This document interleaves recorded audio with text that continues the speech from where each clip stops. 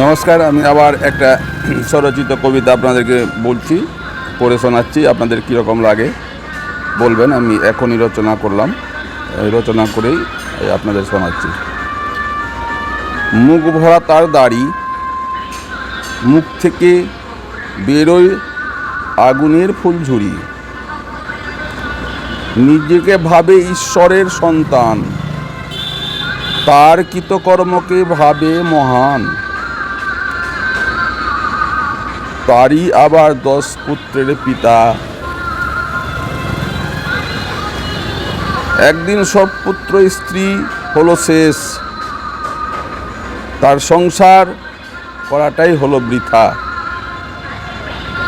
পড়ে রইল মুখ ভরা দাড়ি, মুখ থেকে বেরোয় না কোনো আড়ি।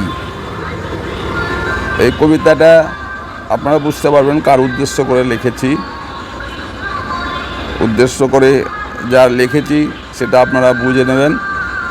আমি কারণ এই যে 26 জন কে হত্যা করা হয়েছিল হিন্দুদের, তাদের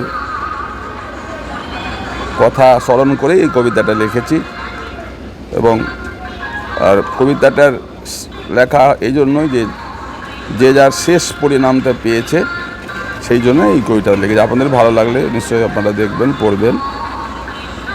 তো আমি কবিতাটা খাতায় লিখে দেখে পড়েছি, তো হয়তো একটু আমার পড়াটা হয়তো ঠিক নিয়ম মতো হচ্ছে না, তো আপনারা তবুও বুঝতে পারবেন অবশ্যই। নমস্কার।